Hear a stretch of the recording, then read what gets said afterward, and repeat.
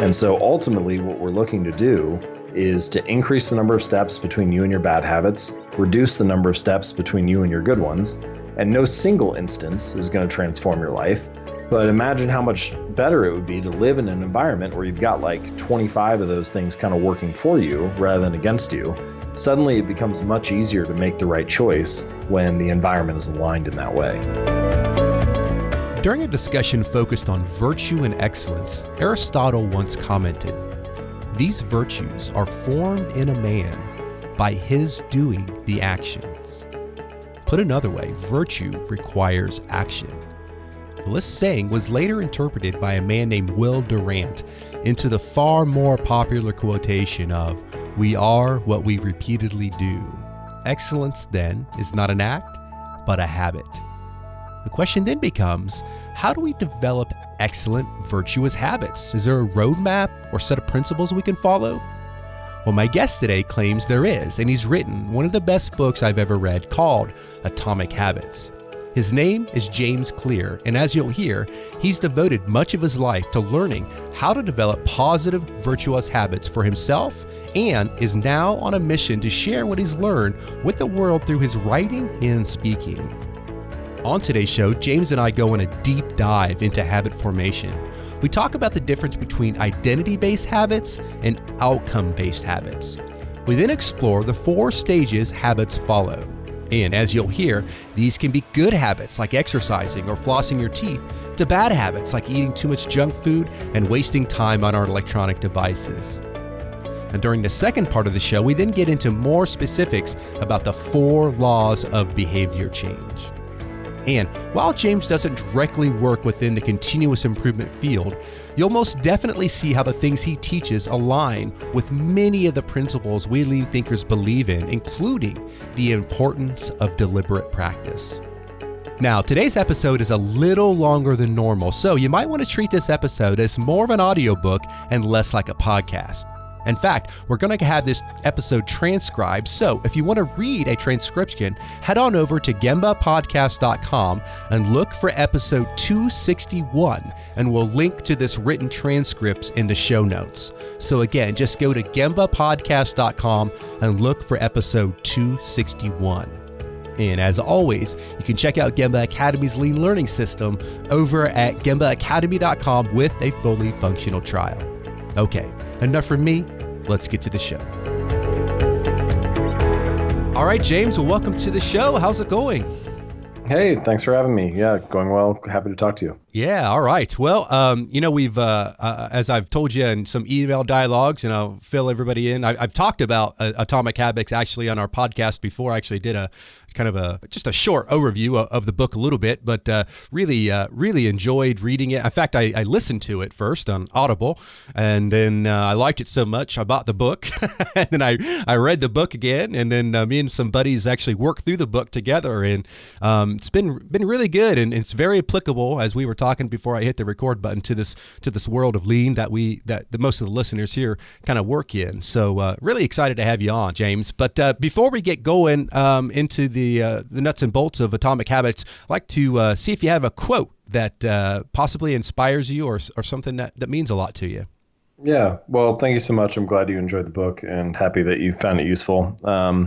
As far as a quote goes, there's a quote by F.M. Alexander that I really like, and it says, "People do not decide their futures. They decide their habits, and their habits decide their futures." And I think that encapsulates a lot of why I wrote Atomic Habits and why I think habits are so important. If you want to know where you are going to end up in life, certainly luck and randomness and uncertainty play a role, but there's also the role of habit and practice and ritual. And I think that the interesting thing is we can't control randomness and luck, but we can control our habits. And so I like that quote because I feel like it encapsulates the piece of your future that is within your control. And anyway, so I think about that occasionally, and it was part of the backbone or the background as I was writing Atomic Habits. Good. So let's kind of segue into that. Tell us about your background, James, and I guess what led you to be so interested in this field?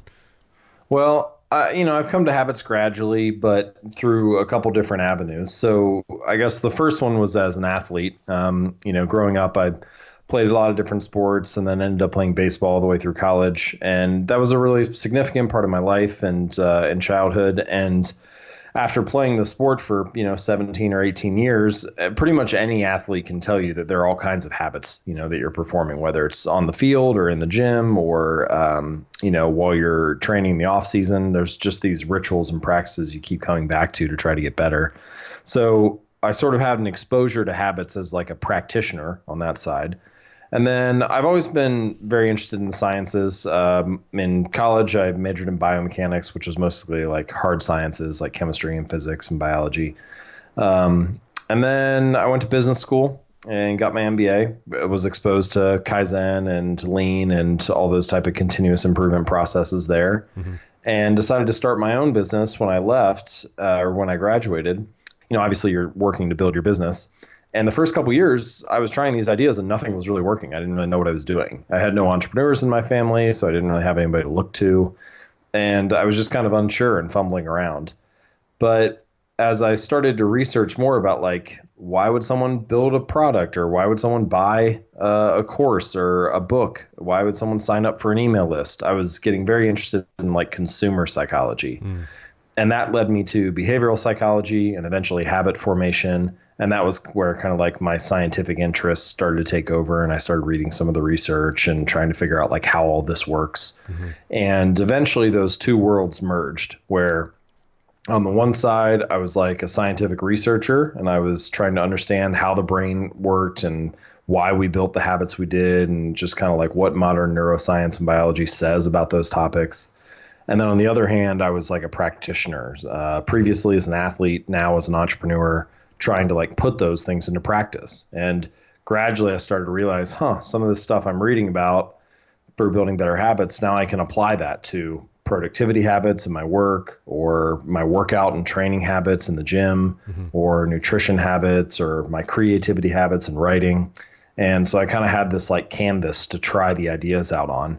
And gradually, as I started to write more and more about those and share some of those essays with the world about, just kind of my thoughts on habits and what I was learning, some of those started to become more popular. And eventually, after doing that for a few years, I was like, okay, I feel like I have enough to write the book now. And so that's how we got to the publishing of Atomic Habits. Yeah. Well, just you're writing on your blog, jamesclear.com. That was very influential for me even long before Atomic Habits. So good work there. Thank you for that. So thank you. What I want to do now with Atomic Habits, I really have been thinking about this and the best approach to get through this. Obviously you do a great job in the book of kind of breaking things out into sections, if you will. And so I thought what we do is just kind of go through each of these sections, bit by bit. Obviously we can't cover everything here in a 30, 45 minute podcast, but maybe we'll hit the highlights. And I want to tell everyone, not just because I have the guy on the podcast, but if you've not read Atomic Habits and you're in the lean world, you really got to read Atomic Habits, because it's so applicable to the things that we're trying to do as practitioners.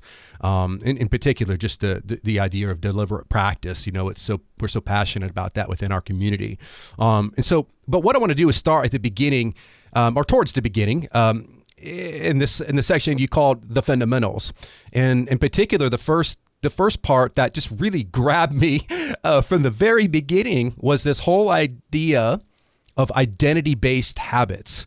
And how they, I say are quite different than what, maybe some of us would call outcome or results-based habits. So let's start there, James. Like, talk a little bit about the reason that you're so passionate about identity-based habits.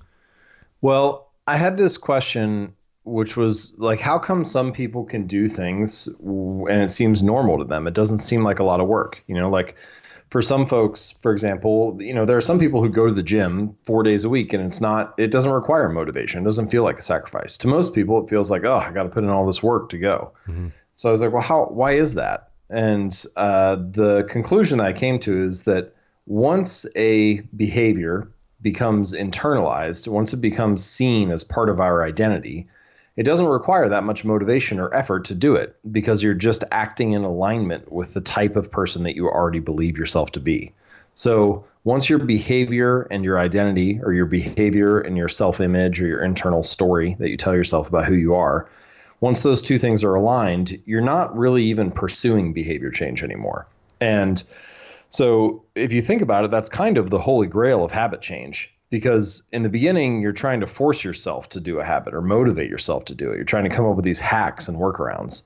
But ultimately, if you can adopt it as part of your identity, if you can see yourself as, hey, this is just who I am, well, then the change has already occurred. And so with that in mind, I was thinking, well, if that's where we're trying to get to, how can we do that? How can we accomplish that? And so this is how I came up with this concept of identity-based habits. And the way that I would describe it is that most people, when they start the process of behavior change or the process of improvement, they start with what you mentioned just a moment ago. They start with outcomes, or they start with results. They think, what do we want here? So, on a personal level, it might be like, all right, I want to lose 30 pounds in the next 6 months. Or on a business level, it might be, all right, we want to grow revenue by 20% next quarter or whatever. And they have that result. And then they come up with a plan for achieving it. So it's like, well, if I want to lose 30 pounds, then I have to go to the gym 4 days a week and I got to eat this diet and so on. And typically the conversation stops there because it's like, well, I have this outcome I want and I have the plan for achieving it. And then sort of, even though we may not ever say it, the implicit assumption is whoever I become as a result of that, that'll be who I want to be. If I have this thing, if I lose these 30 pounds, then I'll be the person I want to be. But my argument is that we should actually invert that. So let's start by asking ourselves, who is the type of person that could achieve the outcome that we want? So who is the type of person that could lose 40 pounds or 30 pounds? Well, maybe it's the type of person who doesn't miss workouts. And then when you start to look at it through the identity first lens, it shifts what you do. Because if you think, well, the main goal is to become the type of person who doesn't miss workouts, to foster that new identity. Well, then you can just start building habits that embody that identity, even if they don't give you the results right away. Like if your goal is to lose 30 pounds, it's very easy to dismiss the importance of doing like 5 push-ups a day because it doesn't feel like that's going to get you your goal. It's too small to make a difference. But if instead you're focused on building the identity of being the type of person who doesn't miss workouts, well, now doing a short workout, even if it's only 5 push-ups, that's actually meaningful because even though it's not a big thing, it still reinforces the identity of being the type of person who doesn't miss workouts. And that's kind of the central takeaway of that chapter or that section is that every action you take is like a vote for the type of person that you want to become. And the more that you start to cast votes for the type of identity that you want, the more you start to build up evidence of being that kind of person. And I think this is one of the distinctions between my approach and some other things that you may hear commonly, like fake it till you make it, for example. Fake it till you make it is asking you to believe something about yourself without having evidence for it. You like keep telling yourself, I am a healthy person. I am a healthy person, even though you haven't gone to the gym yet or something like that. And there's nothing necessarily wrong with fake it till you make it. Like if given the choice between believing something positive about yourself or believing something negative, believing something positive is probably good. But we have a word for beliefs that don't have evidence, right? We call it delusion, right? At some point, your brain doesn't like the mismatch between what you keep telling yourself and what you're actually doing. And so the argument that I have behind identity-based habits is to let the behavior drive the belief rather than the other way around. So start with a small action, doing 1 push-up, writing 1 page, making 1 sales call, and let that small action provide evidence of the new identity you're trying to build. And as the evidence builds up, as the votes for that type of identity accumulate, you start to have proof of that new identity. You have like a real reason to believe it. And as I mentioned just a few moments ago, ultimately that's what we're looking to achieve is this type of transformation of identity where it doesn't feel like work to act that way. And I think you see that in many of the most successful people, the most successful athletes, writers, creators, artists. You see it in many of the most successful companies. That's in a company, what we call that is your culture. That's the identity of the company. And the true culture of any organization is not the slogan that's on the wall or the exercise that you did one time at a retreat. It's the shared habits of that company. It's the little votes that you're casting every day for this is what our identity is as a group. And so for all of those reasons, That's why I think starting with identity-based habits is important, and why habits are maybe the best lever that we have to focus on fostering the type of beliefs and self-image and narrative and story that we want to tell about ourselves on a daily basis. Absolutely. You know, I think it seems very aligned also with like folks like Nick Saban and Bill Belichick and these guys. Even people hate those teams. That's fine. But these teams have one thing in common, and people say, yeah, they cheat. Whatever, get over it. They win, right? And what does Nick Saban preach? He preaches his process, right? And it's not about winning the championship. It's about winning every moment of every day, whatever it is you're doing at that moment. Do it to your best, right? And so for him, is their identity is their process, right? And then winning is really just a byproduct of executing that process. Yeah, sports is a great avenue for seeing some of these principles acted out. You know, like Dabo Sweeney at Clemson has said similar things, that like, we're not really teaching kids how to play football. We're teaching them how to be excellent. And football just happens to be the avenue through which we express that. So you show up to practice today, and the question is, how can you develop an identity of excellence? And that trickles down to everything from the choice that the way that you choose to show up and the attitude you bring, the way that you choose to perform in this particular drill or on this particular rep. And that, I think, ripples out even farther into our individual lives when you think about what kind of identity do I want to have? And it almost gives you like a question to carry around in each moment as you think about how to live your life. I had one reader who, she kept asking herself the question, what would a healthy person do? And so that was her kind of identity-based habit. And so would a healthy person have a burger and fries for lunch, or would they have a salad? Would a healthy person walk half a mile to the next meeting or take a cab? And that little question, similar to, like we're trying to build the habit of excellence, it gave her a reason to act a particular way in each instance. Yeah, one of the things that my friends and I did when we were going through this chapter is a buddy of mine had done this before. He suggested that we write our ideal obituaries, like what we would want to be read at our funeral, and not necessarily what we are today if we died today, but like what do we want? And so what happened from that exercise, it was extremely powerful, was, we identified many areas where we were lacking as fathers, as husbands, as whatever, business people. And that helped us identify we need to work on these areas of our life. And to do that, these are the habits that need to be developed. So it was almost kind of looking forward as what identity do we want to have, down the road. So write your own obituary. Yeah, that's great. I have a similar exercise that I've talked about before, which is you basically take so that one's more writing your obituary is like forward facing. You can also do one that's like backward looking, where you take the facts of your life up until now and you take the facts of your life and you write the most negative version of your story that is true. So you only focus on the negative facts. Then you do a second version where you write the most positive version of your life that is true. But again, it can only be based on the facts. And what's kind of fascinating comparing them side by side is like both of those are true stories about your life, but you get a chance to choose every day what story you tell yourself. And I think, of course, it's much more fruitful and much more useful to tell yourself the positive story. And that's it's just interesting to see things like that written down on paper. For sure. All right, let's jump into the habit formation. You identify in your book, James, 4 steps. Let's walk through those 4 steps.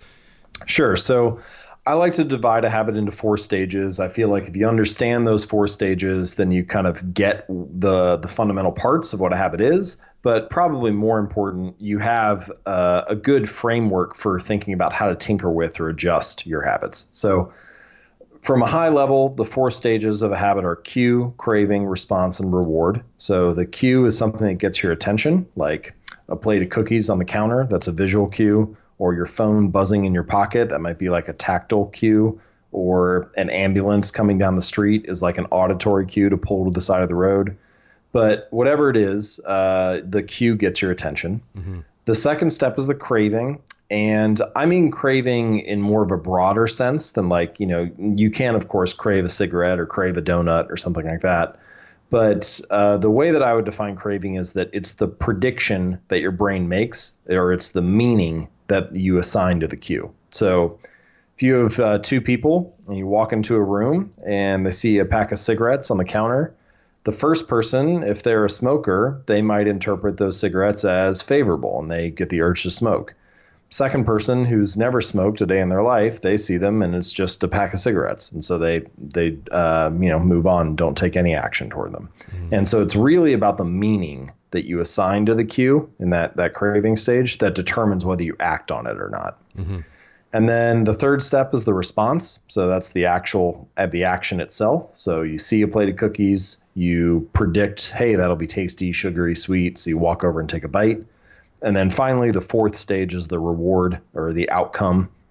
And this is kind of where you close the feedback loop. And so the reward serves two purposes. The first is that it satisfies the craving that came before the action. So the thing that motivated you, it satisfies that. So you see the cookie cue, you predict it'll be tasty and sugary and sweet, craving, you take a bite, response, and then it is in fact sugary, sweet, tasty, pleasurable, enjoyable. And that's the reward. So it satisfied that craving that motivated you to act.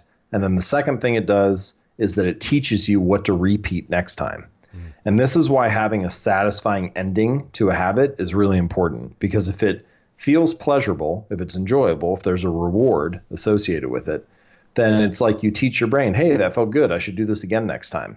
And eventually, if you repeat those four stages and you kind of go through that loop again and again, you tighten the learning loop, you tighten that feedback loop. And pretty soon as you see a cookie, you just pick it up without even thinking about it. You're kind of proceeding through all four stages on autopilot. One of my favorite examples of how quick and rapid and fast this process can occur is simply the process of flipping on a light switch. If you walk into your bedroom, when you first moved in to your house or apartment, you didn't know exactly where the light switches were or what light switch turned on which light. But pretty soon, over a few months, you start to learn exactly which switch to flip to get what the particular light to turn on. So you walk into a room that's dark, cue, craving, you want to be able to see, response, you reach for the light switch, flip it on, and then reward, the room is now lit up and able to see, and you're able to see.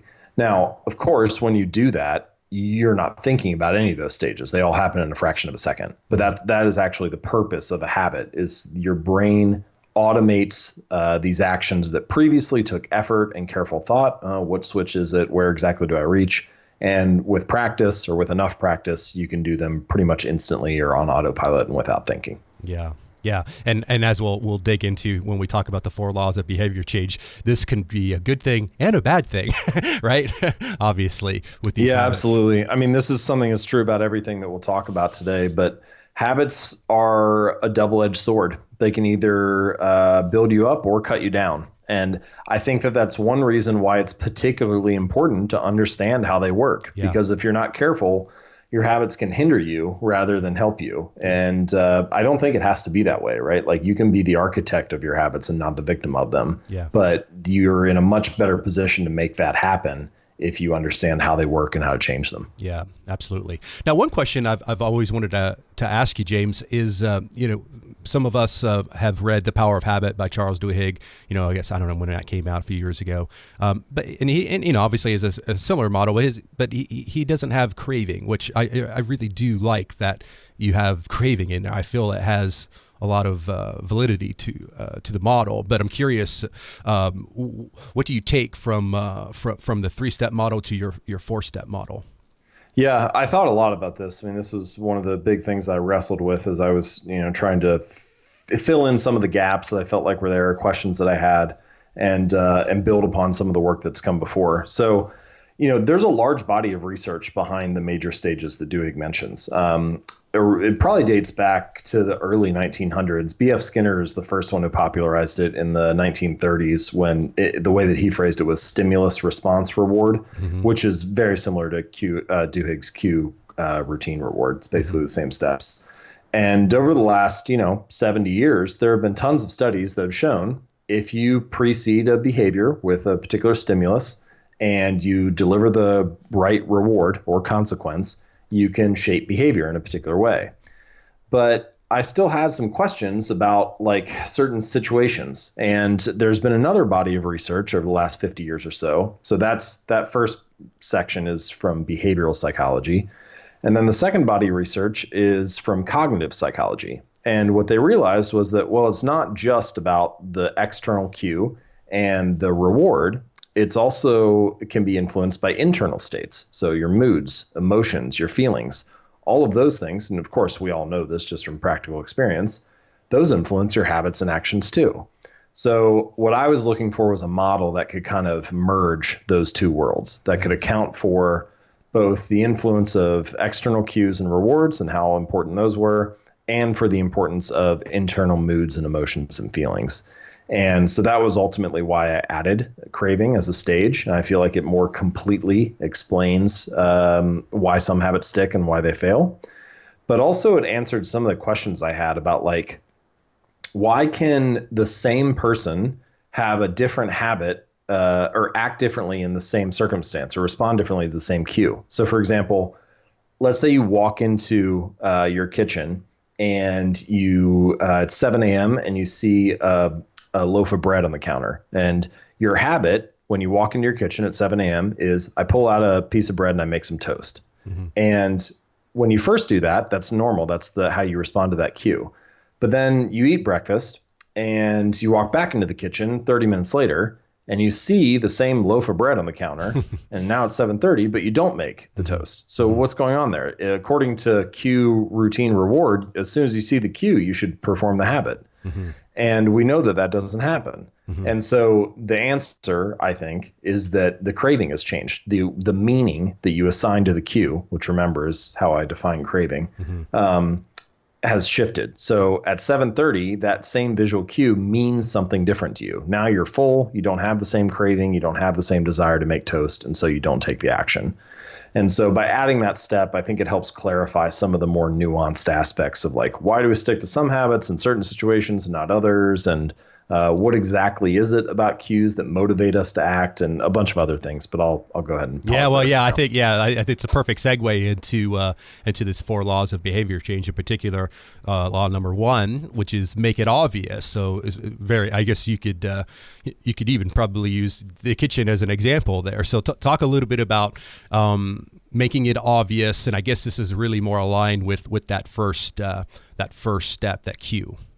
Yeah. So, these 4 laws of behavior change that we'll go over, each one is tied to a particular stage. So make it obvious is about making the cues that trigger your habits obvious, available, visible, easy to see.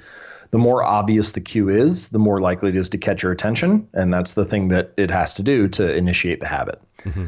So, some of this can be done by what I call environment design. Mm-hmm. So by making cues more obvious and prevalent in the physical environment, you're more likely to see them and act on them. And so in the physical world, this could be something like take apples, for example. So I used to buy apples and put them in the crisper in the bottom of my fridge.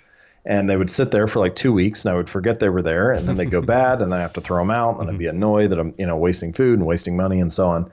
And so eventually I bought a display bowl and put it right in the middle of the counter and put the apples in the bowl. And now they're gone in like 3 days. Mm-hmm. And that was basically all the change that I needed to make. And it's just because now it's more obvious and I see them every time I walk into the kitchen. Mm-hmm.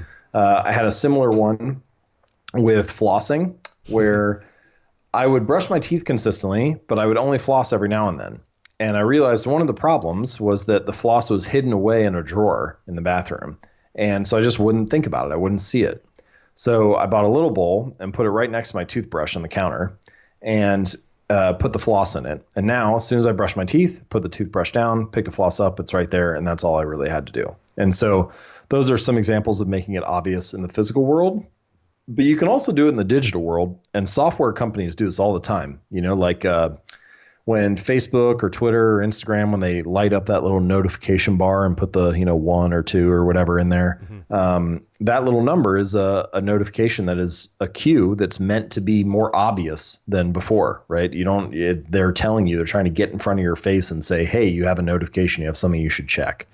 Or this is why, every app company wants you to turn notifications on your phone so that they can pop up on your screen and say, somebody just liked your picture or somebody sent you an email. Those are all ways of making it more obvious and reminding you that you need to come back and check the app again. So whether it's the physical or digital space, the more obvious the cue is, the more likely it is to get your attention and get the habit initiated. Yeah. Now, something you also talk about in this Make It Obvious section is habit stacking, which was really interesting to me. Can you talk a little bit about that? Yeah. So, another aspect of this is not just like the habit catching your attention, but you realizing or it being obvious to you when to act. So often we come up with these habits that we want to perform or these goals that we want to achieve, but we only talk about them in very vague terms like, well, this time it's different. I'm going to eat better. Or tomorrow is going to be the day when I go to the gym. Or I hope I feel motivated to work on my book today. And all of those are worthy causes, but they're so vague that you don't know exactly when it's going to happen. And habit stacking kind of helps you get over that by giving you a very specific time and location for when your habit's going to occur, a very specific place for when to insert it into your life. So I first came across this strategy from BJ Fogg, who's a professor at Stanford, and he refers to it as anchoring because you anchor your new habit onto an old one, or in my lingo, you stack the new habit on top of an old one. So for example, let's say you make a cup of coffee every morning. So you find a habit that you do every day, and then you stack your new habit on top of it. So after I make my cup of coffee, I will meditate for 60 seconds, for example, if you wanted to build a meditation habit. Mm-hmm. And so by having that little framework, after current habit, I will new habit, you just fill that out and it gives you a very specific place for when and where the habit's going to live. And what that does is it increases the likelihood that you're going to notice the moment of action, that you're going to follow through on it because it has a very specific time and location to live in your life. And I think one of the surprising things about this when I talk at companies or go through and, do a workshop with a particular group and have people fill out their habit stacks, in many cases, that's all they really need to do to know when exactly they're going to perform the habit, like gratitude habit. When I sit down to dinner, I will say one thing I'm grateful for that happened today, or a decluttering habit. When I get home from work and take off my shoes, I will organize one item of clothing in the room. And by having really specific habit stacks like that, what you realize is that a lot of people feel like they lack motivation when what they really lack is clarity. Mm-hmm. They think, if I was just more disciplined or if I had the willpower of those people, then I'd follow through. But the truth is they just needed a specific plan. They just needed a very clear set of rules for what to do in what circumstance and when to act. And once they have that, then the habits tend to fall in line much more easily. Exactly. All right. So that was the first law, make it obvious. Let's go to law number 2, make it attractive. So, again, this is about the craving. So the more attractive or appealing a habit is, the more likely you are to follow through on it. So here's one way to make habits attractive. So there's I'll give you 2. So first one is a quick tactic. So psychologists call this a commitment device. So commitment devices can basically rewire the way that you evaluate a habit in your brain. So quick example. Let's say that you go to bed and you think, all right, tomorrow's going to be the day. I'm going to wake up at 6 and I'm going to go for a run. But then 6 a.m. rolls around and your bed is warm and it's cold outside. And you're like, well, maybe I'll just press snooze instead. But if you rewind the clock to the previous day and you send your friend a text and you say, hey, let's meet at the park at 6:30 and go for a run. Well, now 6 a.m. rolls around and your bed is still warm and it's still cold outside. But if you don't get up and go for a run, you're a jerk because you leave your friend at the park all alone. Mm. And so psychologists call that a commitment device, which is a choice you make in the present that kind of locks in your action in the future. And what happens is it makes that habit of getting out of bed and going for a run much more appealing than it otherwise would be. And so there are all kinds of things that you can do like that. Like, for example, when I want to cut back on calories and I'm out to eat with friends, I'll ask the waiter or the waitress to box up half of the meal to go before they bring it out and serve it to me. Because if I just said, I'll just eat half, like that would never work, But if it's done beforehand, if I use that commitment device, then I make the choice in the present when I'm ordering the meal that locks in my action in the future. I had a really extreme one that I used when I was writing Atomic Habits. I got about a year into the book and I realized man, this is not going fast enough. Like I'm going to need to do something to stick to the deadline here. And so I was wasting a lot of time on social media. And what we did was every Monday, my assistant would log me out of Facebook, Instagram, and Twitter. And I would work all week. She would reset the passwords. And then on Friday, she would give me the new passwords and I could log in over the weekend and use social media. And then on Monday, we'd do it all over again. And so that was like a way of locking in my future behavior every Monday and making it more likely that I would follow through and actually do the work of writing. So commitment devices can make habits that feel unattractive more attractive to do by either locking in your future behavior or limiting your options and kind of automating willpower and so on. Yeah. Oh, go ahead. Yeah, you also talk in there quite a bit about dopamine, and there were some things that I really had gotten wrong. You know, most people think of dopamine as you get it when you check the box off, and that might be true for the first time, but you kind of talked about the dopamine, really the power of it is leading up to the actual event. Can you talk a little bit about that? Well, so dopamine is just one of many chemicals and biological processes that influence habits. And so people talk about dopamine, but the reason I'm just giving this caveat is I don't want you to think, oh, dopamine is the only thing that drives habits or whatever. Like there are all kinds of things involved, but it does play an important role, and it's always circulating throughout the brain. And as you go through life and you come across different experiences, when you experience something surprising or something delightful, when the outcome is better than you had expected that first time, dopamine will spike. And the reason that it spikes is that it's trying to teach your brain, hey, this was good. Remember this next time. So imagine like the very first time you bite a pancake. You don't really have an expectation. You don't know what the pancake's going to taste like. So the first time you take that bite, dopamine spikes and it's like, oh, this is enjoyable. Now, what happens is as you repeat a habit, that dopamine spike kind of moves forward in time. And so the more that you learn, hey, this is an enjoyable experience. I really like eating pancakes. Well, now, after you've done that, say, 20 times, the next time you walk into a restaurant and you see pancakes on the menu, now that cue has come up, oh, I'm thinking about pancakes. Dopamine actually spikes in anticipation, not afterward. So you're expecting it to be enjoyable because now you know it's going to be a delightful outcome. And it's actually that expectation or that anticipation that motivates you to act, that gets you to repeat.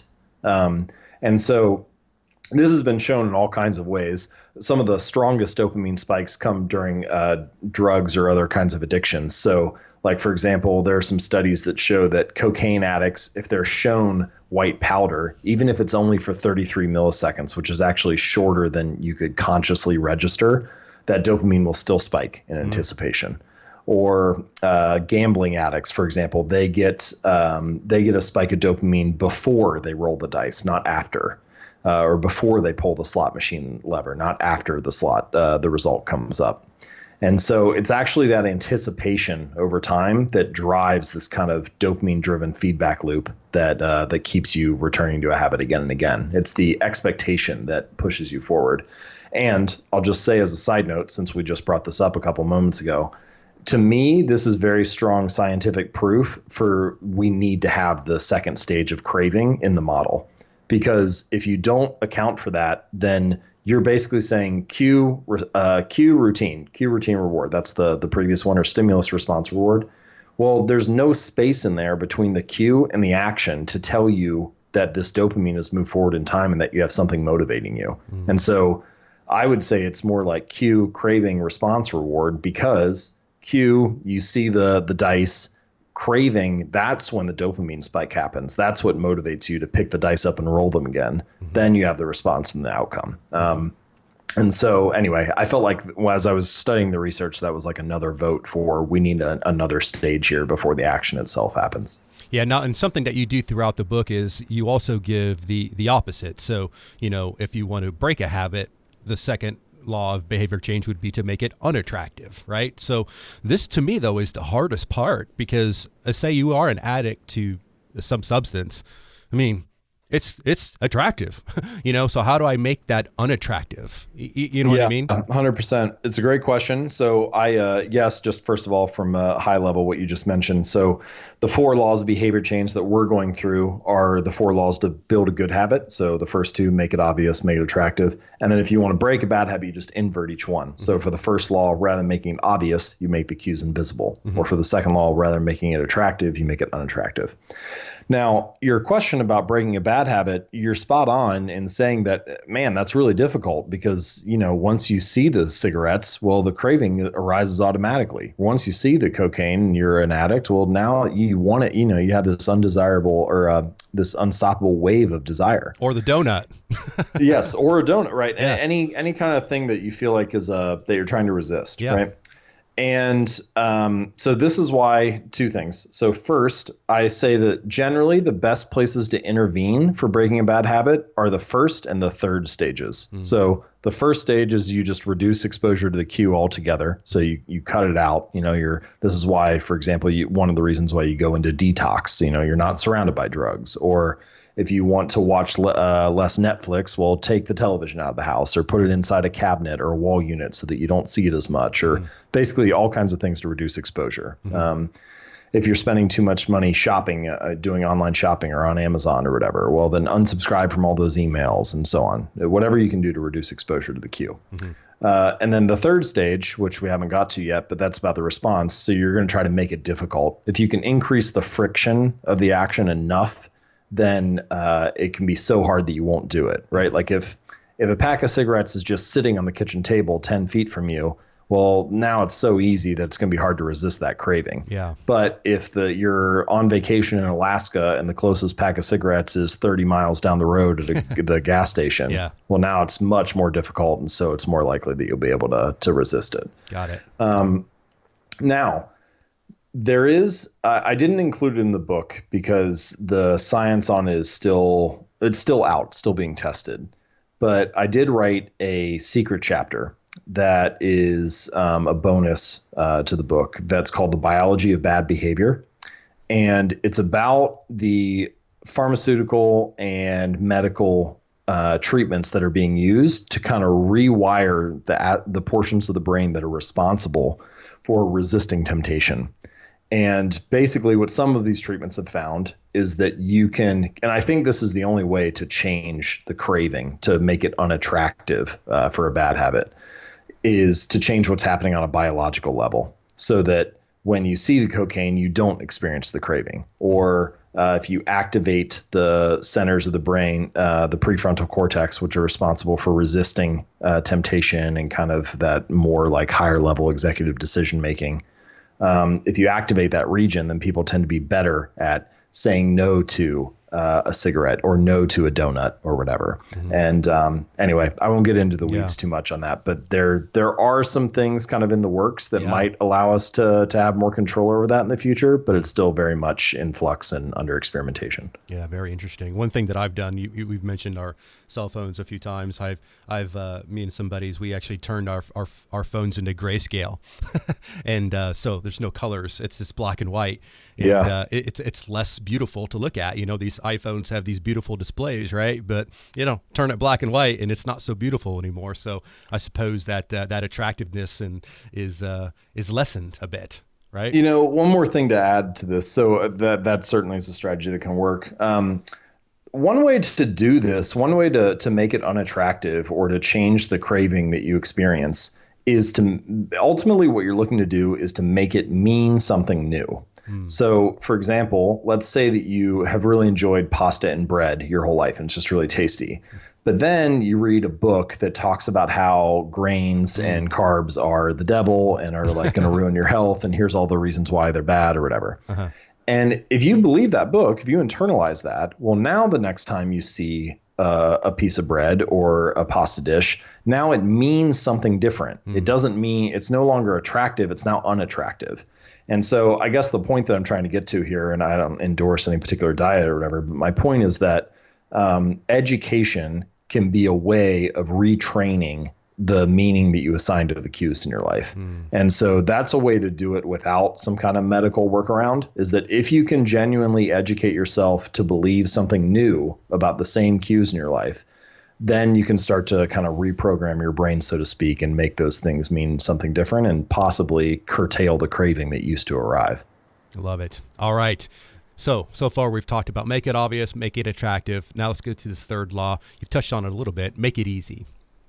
So, this is really about making your habits as simple as possible to do. The more convenient, frictionless, easy a habit is, the more likely you are to be able to perform it over time. And the method that I recommend here in this section of the book, one of them at least, is called the 2-minute rule.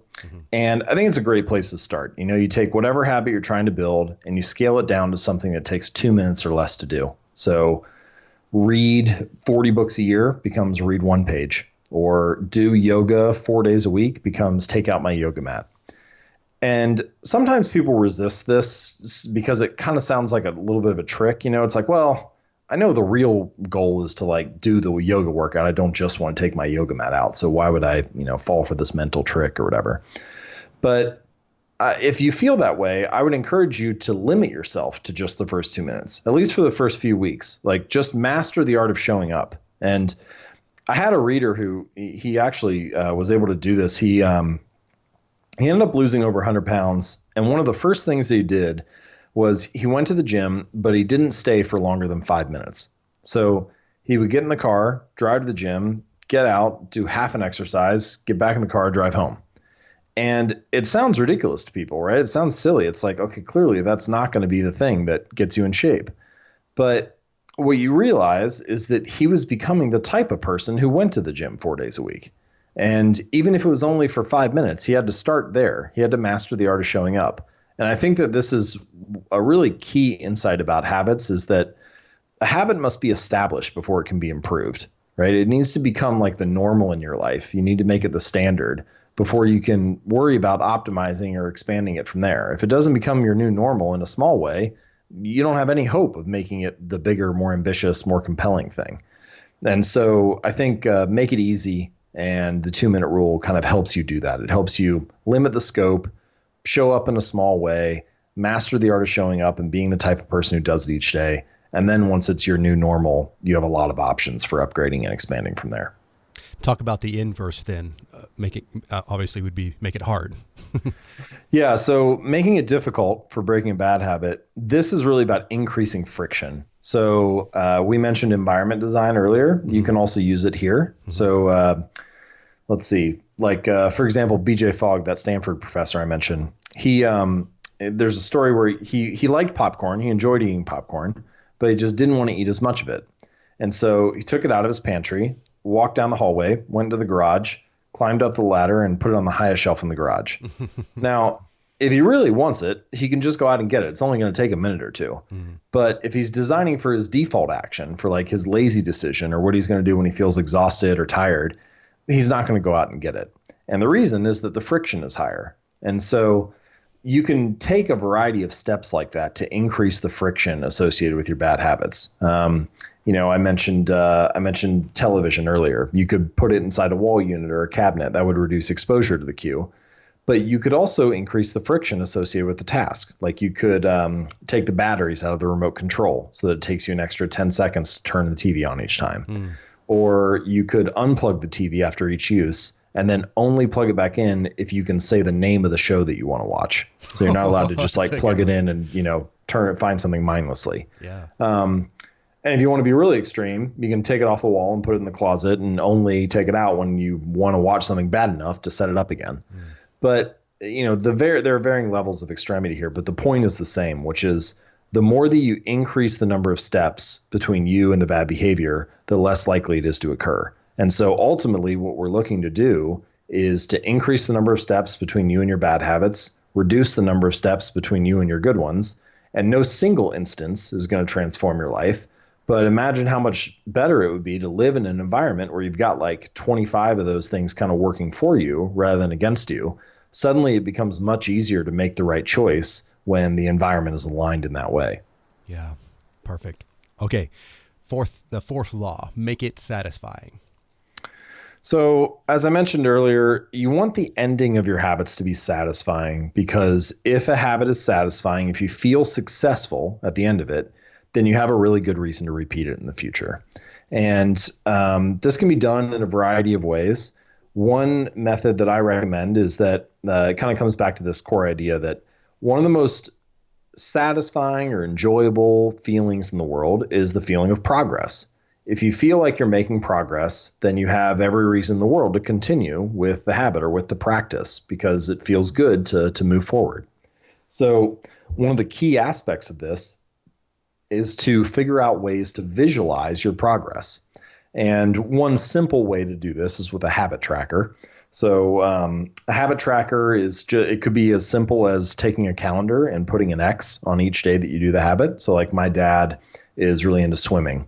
And each day that he goes swimming, he takes out his little calendar and he puts an X on that day. And then at the end of the month, he adds up how many days he's gone and compares it to the month before.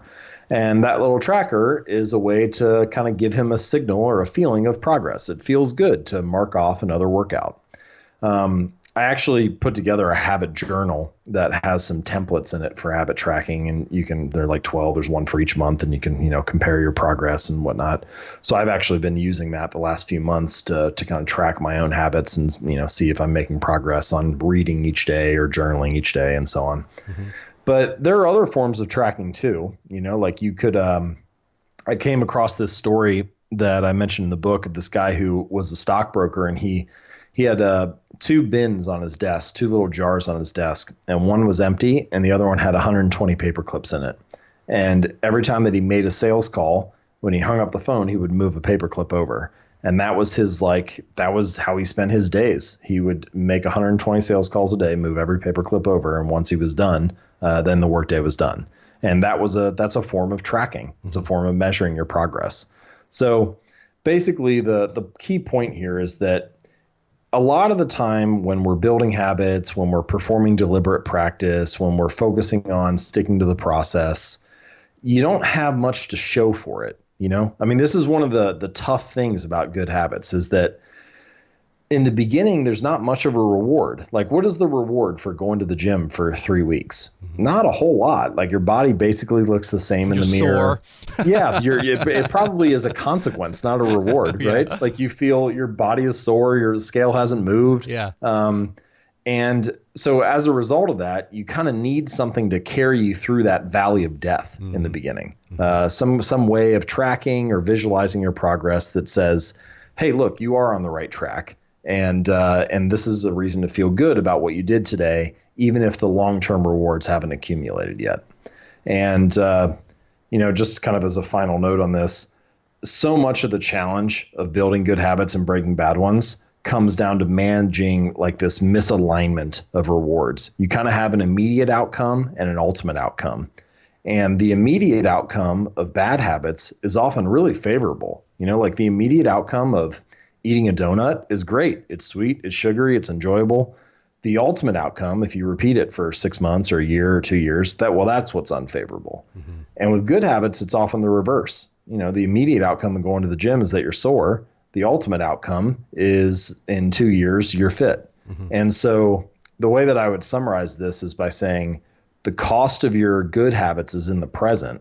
The cost of your bad habits is in the future. Mm-hmm. And you got to try to find little ways to manage that misalignment, to pull the rewards of your good habits into the present moment, sometimes by tracking your habits, sometimes by other little rewards or reinforcements, so that you feel good right now and you have a reason to keep showing up while you're waiting for those delayed rewards to accumulate.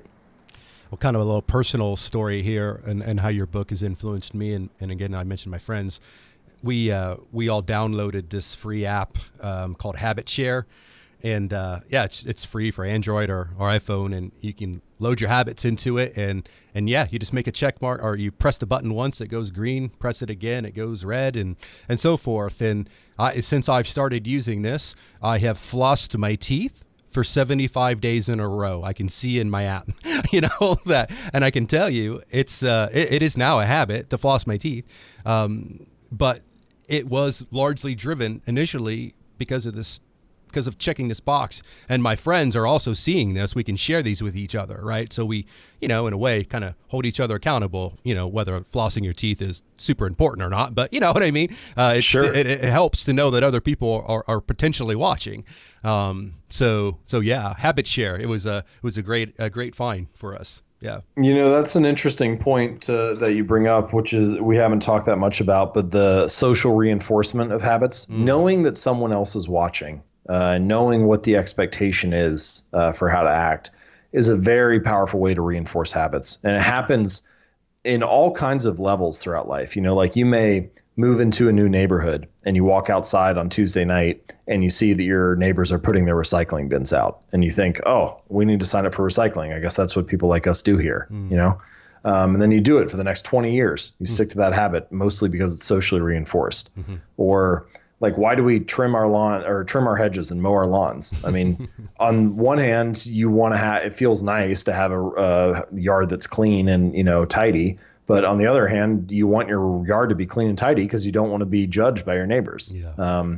And there are a lot of habits that are like that. Like you go to a job interview and you wear a dress or a suit or something nice. And there's no reason you have to do that. Like you could wear a bathing suit to a job interview, but you don't because it would violate the expectation, the social reinforcement of how to act. And so many of our habits are like that, where they're socially reinforced. And I think that also provides a signal for how to get a habit to stick in the long run, which is you want to be surrounded by people where your desired behavior is their normal behavior. You want to join a tribe where your desired habits are the normal action. Because if it's normal in that group, then it's going to become very attractive for you to do it day in and day out because it's going to help you fit in. It's going to help you belong. And all humans are wired to want to belong, to be part of the tribe. And so that social reinforcement piece, I think, is a very powerful aspect of getting habits to stick in the long run. Yeah, for sure. So to wrap things up, James, towards the end of the book, you talk about some advanced tactics. And one thing that really jumped out to me was when you talked about the downside of creating good habits. Can you talk a little bit about that? Well, so, habits allow you to do things on autopilot that you previously had to think carefully about. They allow you to kind of increase efficiency and skill and fluency and act with less deliberation. And all of that's great because it helps you conserve energy and kind of solve the problems of life with less energy and effort than before. But it does come with a downside, which is that the more that you practice something, the more that you can do it good enough on autopilot, the less you question whether you're doing it as good as you could, or the more likely you are to overlook your little errors and mistakes. And there have been some interesting studies that have shown this. One of the ones that I mentioned is about surgeons, and it finds that early in your career, as you're going through residency and practicing to become a surgeon in the first couple of years of your practice, the skill increases. You get better and better with practice. But after a few years, most surgeons will peak and actually have a slight decline in performance. Now, I don't know the stats on death rate or things like that. I don't know how particularly dangerous it is, but they make more errors than they did before. And I think one of the key reasons for that is that now they can do it good enough on autopilot and they stop thinking about how to do it better. And that's true not just for surgeons, but for all of us who build habits. The more that a habit gets ingrained, the less likely you are to examine it carefully. And this, I think, is one key reason why reflection and review and coaching and the process of deliberate practice is really important. Because it's kind of like if you're really committed to continuous improvement, to trying to carve out a small advantage each day, then you sort of have to go through a cycle. Like at first, the process of improvement starts with awareness. You need to be aware of what you're doing and what your flaws are and what your opportunities for improvement are. Then you need to start with some deliberate practice. Like you pick one of those areas of potential improvement and you practice it carefully. You think about how to improve it. You track it. And then as you practice it more and more, that thing that once was very difficult or required a lot of attention and energy, you start to develop fluency and skill. And you migrate from deliberate practice to habit. And pretty soon you can do it pretty much on autopilot, even though previously it was very difficult for you. Mm-hmm. But at that point, once a habit has been formed, now the cycle needs to repeat itself. You need to return again to awareness, to become aware of, what am I doing? Now I'm acting on autopilot. Are there gaps in this? Are there areas for improvement here? And then once again, start that process of deliberate practice leading back to habit formation and so on. And so I think it's really the combination of deliberate practice and habit formation that ultimately leads to mastery. And if you only make it about building habits, then you can start to coast, and that's kind of the downside of building habits. Exactly. Wow. Thank you, James, for coming on and spending nearly an hour with us. It's been fantastic. I've really been looking forward to talking with you because I mentioned it over email, but this book really did connect with me on a profound level. So I really appreciate your work. And I always appreciate new jamesclear.com articles when they come into my email. So keep up the writing on the blog as well. And so thank you. Oh, thank you so much. Yeah, it's great to talk with you, and I appreciate you reading. So I'll do my best to keep useful ideas coming your way. Yeah. So aside from jamesclear.com, are there any other ways that folks can connect with you, James? Yeah, well, if you want to go straight to the book, you can check out atomichabits.com, and that'll give you plenty of options there to dig in and some bonus materials to get. As you mentioned, most of my writing you can find at jamesclear.com, and if you just click on articles, you can kind of poke around and check out the topics that are most interesting to you. If you click on books, you can not only see Atomic Habits, but also the Habit Journal, which I mentioned, has some of those habit trackers in it. And my social media sites and so on are also at jamesclear.com. So that's the best place to go to kind of find everything in one place. So is the next book started? Are you allowed to talk about it, or what's going on there? Yeah, I'm toying with ideas. So that's the current stage, and I'll keep reading and researching. And once I come across something that I feel like is worthy of the time and effort and investment, I'll be very excited to share it with everyone. Yeah, maybe it'll be the biology of bad behavior, right? Coming up. Who knows? Awesome. Well, thanks again, James. Keep up the great work, and I really enjoyed chatting with you. Great. Thank you. All right. Bye-bye. Thanks for listening to the Gemba Academy podcast. Now, we invite you to take a no-strings-attached, fully functional test drive of GembaAcademy.com. Gain immediate access to more than 1,000 Lean and Six Sigma learning resources, all free of charge, at GembaAcademy.com.